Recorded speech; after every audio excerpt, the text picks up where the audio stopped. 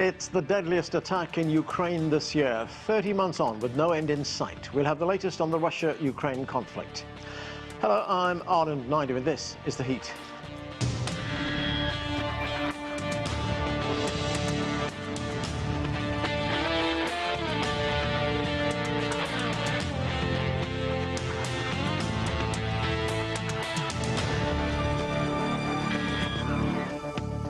The Russia-Ukraine conflict has escalated sharply in recent weeks. Tuesday saw the deadliest single attack this year. Ukraine says Russian missiles hit a military academy and neighboring hospital in the town of Poltava, killing at least 50 people, wounding 271 more, with still more trapped beneath the rubble. CGTN's Yolo Abdafid picks up coverage from Sumy in northeastern Ukraine. According to the Ministry of Defense in Ukraine, that some of these people died as they were heading down into an underground bunker, an underground safe area. So that number of deaths will raise many, many questions, of course, especially in terms of the time of when they knew that these two missiles were flying towards Poltava. Now, Poltava is about 112 kilometers south of the Russian border, south of where we are here.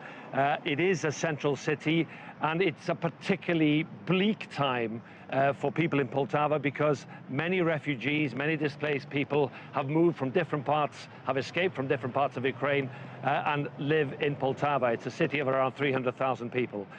So these attacks and the number of deaths will shock many, many people. The work to try and recover bodies and possibly recover people who may still be buried under the rubble is continuing, and that work will continue all through the night. We have had another stern message from President Zelensky, who was quite quickly with his telegram messages and then a video message where he once again asked for Western countries to help with air defense, to stop this kind of what he calls terrorism, and also for more weapons, not to be stored in warehouses in the West, but to be used here to try and protect civilian life and military life in Ukraine. This will be a shock for many, many people, and it is one of the worst casualty rates that they have had during this war, and we will see whether that death toll will carry on getting higher and increasing. That's CGTN's Yolo Abdafid reporting from Ukraine. Well, there is much to talk about. Let's get to our panel. Vladimir Golstein heads Brown University's Slavic Studies Department. Sergiy Kudelia is an associate professor of political science at Baylor University. Also with us is Dmitry Babich. He's a Russian journalist and political analyst. And Michael Maloof served as a senior security policy analyst for the Pentagon. Thanks, everyone, for being with us. Michael Maloof, let me start with you. There have been significant changes on the battlefield in recent weeks in this conflict between Russia and Ukraine. We had that Ukrainian incursion into the Russian border area of Kursk. Then we had the Russian counterattack, which culminated, as we just heard, on that attack on the military training academy, as well as an adjacent hospital, which have left more than 50 people dead. The search continues for others. What is your assessment of the state of the conflict right now? Well, thanks for having me. I'm afraid the conflict is going to intensify. I think Russia will now begin to intensify its counteroffensive. The fact that Ukraine invaded Kursk really did send some alarms, but at the same time, in doing so, it pulled away valuable fresh troops along the Donbass. Luhansk line, and it weakened those positions as a consequence, which gave Russia then greater opportunity to go on in, to move in much further. I think the incursion into Kursk has been contained. It's just a mop-up. You have some Ukrainian mobile troops, but I think they're being rounded up. And it's just a question of time. But I think that it was a sign to Moscow that Ukraine was not interested in negotiation, and as a consequence, I think they will be intensifying their attacks. Right now, Michael, you say that Ukrainian forces were pulled away from other parts of the country, weakening their positions there. There's been one other development. Russian forces are just a few kilometers from the Ukrainian city of Pokrovsk. That's been described as a very crucial logistics center. There's a railway station there. There are also many roads that meet there. It's a military supply position for the Ukrainians. And the BBC had a report in which it quoted analysts, military analysts, as saying that this was a serious miscalculation by Ukraine. What do you make of that? Well, I think that's accurate because it has allowed Russia to advance more swiftly and more quickly. Villages are succumbing to Russian occupation very, very rapidly, and I think it was a very, I think it was part of Ukraine's effort to pull a surprise, but to what result? To what end? For negotiation, for a negotiated settlement as leverage. The Russians aren't going to put up with it, and as a consequence, I think Russia will just move on because they cannot reinforce those areas very rapidly, if at all, and also mobilization is failing on the part of the Ukrainians. So I think it's just a question of time before Ukraine has to start facing reality. Okay, let's go to Dmitry Babich and get the view from Moscow. Dmitry, the Russians were holding their positions, but now we have this incursion by the Ukrainians, and the reports that the Ukrainians have made gains of up to 1,100 square kilometers in the past 2 weeks. So what is the assessment from the Russian side? Well, these are all huge tragedies, and the strike against Poltava today, it is clear that the Russians wanted to strike a military school there, which prepares,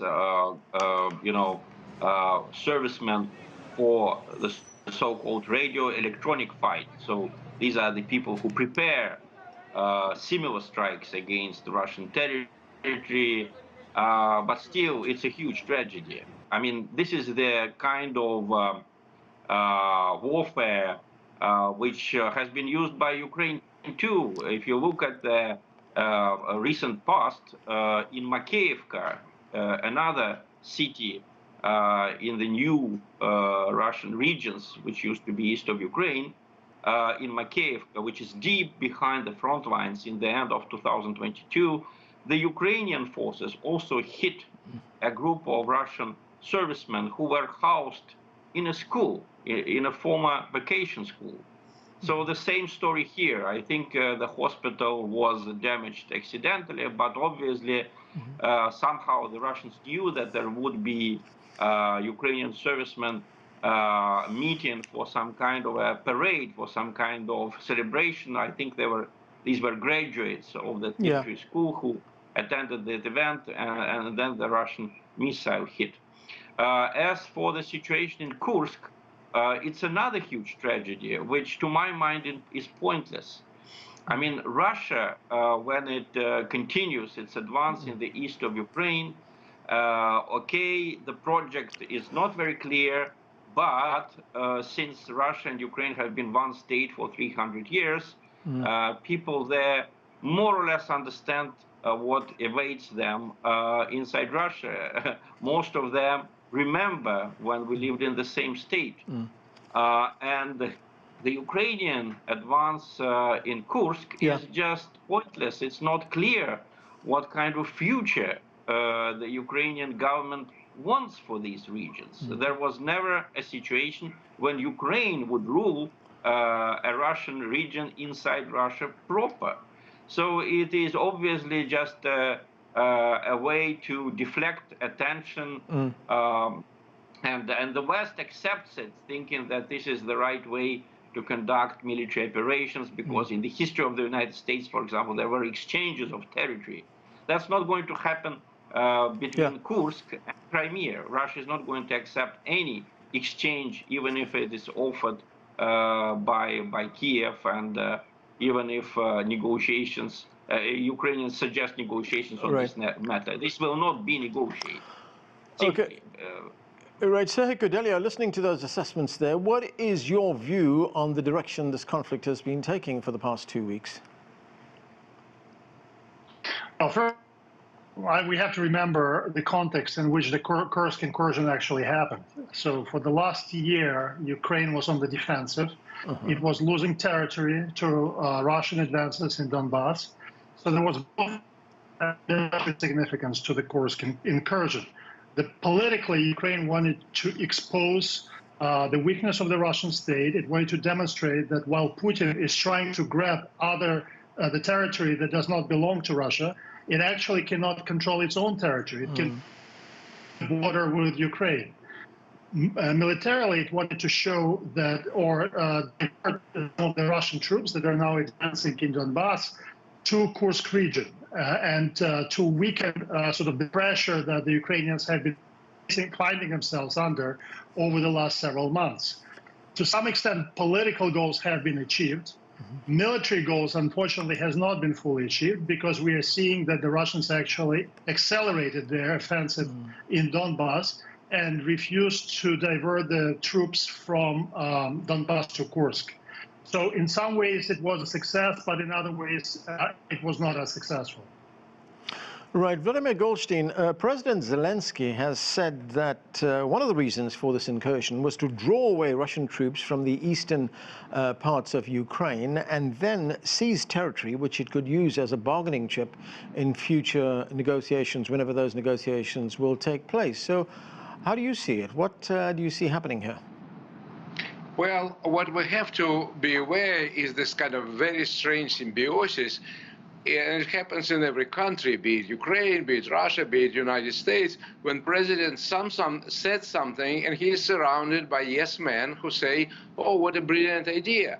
Basically, a lot of participants of this conflict, by participants I mean not just Russia and Ukraine, but also NATO countries who clearly support Ukraine, they're not really aware of how complicated the issue is. Russia is not going to give up. Russia is a tremendous power, has a giant land, giant potential. It stood up to great military machines like Hitler, like Napoleon. So it will definitely stand up to Ukraine, no matter what it does. So basically, giving money to Ukraine, saying yes to President Zelensky, listening to his propaganda every time, whatever happens, thousands of people killed. He goes to Washington, he goes to London, begs for more money. This is a losing proposition. Russia is not going to lose. This is absolutely obvious to everyone. They're going to lose people in the same way as Ukraine, but every conflict of that nature ends up in negotiations. Right. There were attempts to negotiate. They were interrupted by the likes of Boris Johnson from England and so on. So Zelensky lives in this kind of bubble which nobody punctures because they're afraid in Ukraine. You have to be aware that in Ukraine there are a lot of free independent speech is canceled. You cannot talk directly. People get arrested. There was a very famous journalist, Ukrainian patriot, Ales Buzina, who was killed because he dared to challenge the regime. So nobody tells him what's going on. It's time to sit down and negotiate, and he can pick up a little attack here, a little attack there. Right, but, Vladimir, of Russian territory. Yeah, just getting back to the battlefield situation. I mean, you say Russia is a great power, with a great military machine, as you put it. So how was it put in a position where it was so vulnerable that the Ukrainians, and remember that the Ukrainians are facing many challenges. They are outnumbered, they have a manpower challenge, they have a logistics challenge, they have a weapons challenge. How are the Ukrainians then able to exploit that? It's an excellent question, and because Russia is not fighting in full force, and what happens with escalation, Russians will eventually wake up. One more attack in Kursk on Belgorod or something, eventually, and you don't want to wake Russia up. Germans learned it very hard way. NATO would learn it very hard way. If you wake Russians, you don't want to do that. For the time being, Putin plays, with a right hand tied. He doesn't want to alert the public. He doesn't want, and for one reason, he doesn't want to start a real war because there might be new leaders come up. And, besides Putin, because Putin plays half game. He continues to try to please the West, to try to negotiate. If Russians start a real war when they feel angry, you don't want to see them. This is absolutely obvious. Zelensky doesn't quite understand what he is dealing with, and it will continue. So what I'm trying to say that every escalation would produce counter-escalation. So it's up to the Western leaders. Yeah. We've heard at the very beginning a person from Pentagon who is aware that this is a losing proposition. Unless we go to nuclear war, then it's a different story. Okay. That's what it's going to play. It's escalation which leads to Ukrainian demise. Right. Okay. Michael Maloof, President Zelensky is asking the West for more air defenses. He's also urging his allies, to allow Ukraine to use long-range missiles, which they've been supplied with, for strikes deep into Russian territory. And we've just heard now that U.S. officials are telling Reuters, the news agency, that the Biden White House is close to an agreement to give Ukraine long-range cruise missiles that could reach deep into Russia. How much of an escalation in the conflict could that represent? Well, that could be a very serious problem for Washington and for the other NATO countries. If Moscow perceives that they are under attack from Western countries with missiles that are coming from the West, that then opens them up to a further escalation and potential targeting.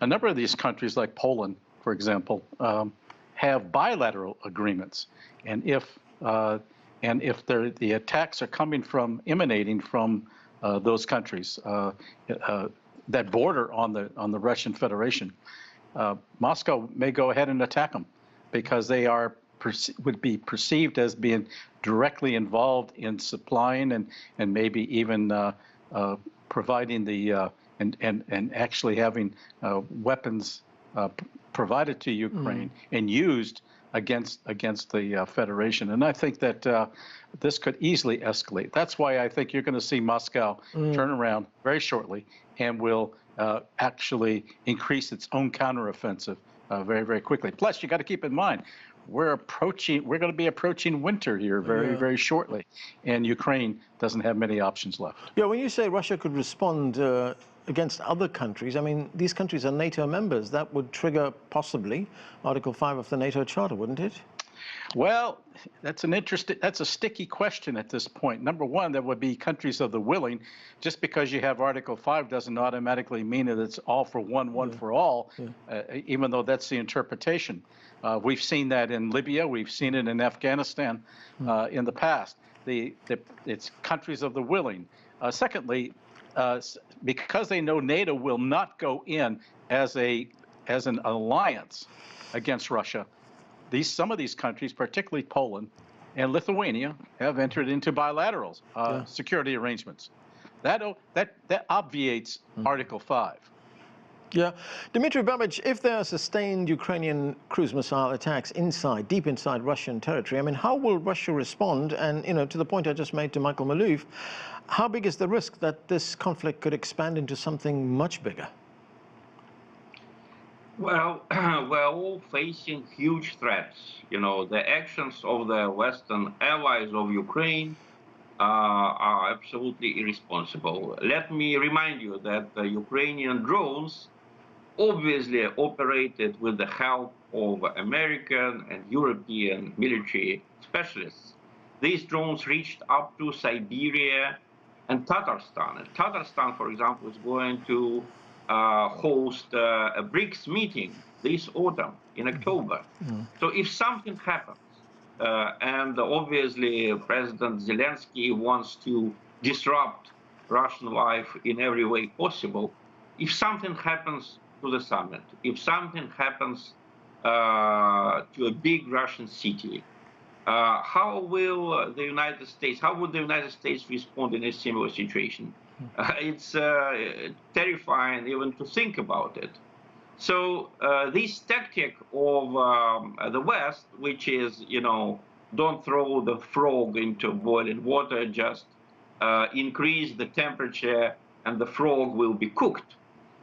This is a wrong strategy because escalation is possible at every hour, every minute. Yeah.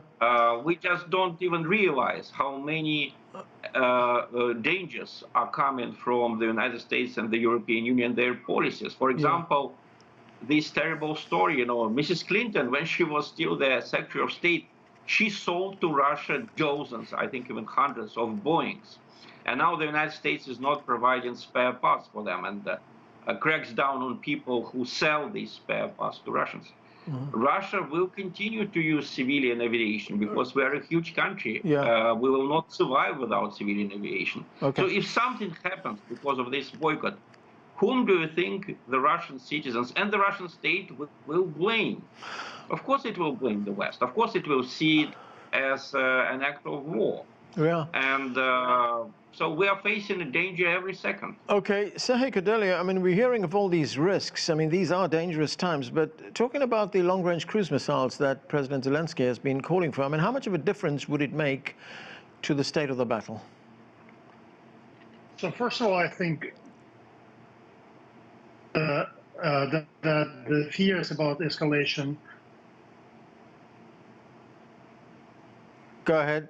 Okay, got a problem there with Sergiy Kudelia. We're trying to get back to him. Vladimir Golstein, one other development, and that is Ukraine launched a pretty big drone attack on Russia. That was over the weekend. It hit an oil refinery. It also hit a power station. The Russian Defense Ministry did acknowledge that these installations were hit by Ukrainian forces, but downplayed the significance or the effectiveness of those attacks. Russia also said for its part that it had destroyed almost 160 incoming drones that came from the Ukrainian side. I mean, what are the implications of this conflict getting that close to the Russian people? Well, first of all, we should observe in Russia, we can say that they're actually very quick studies.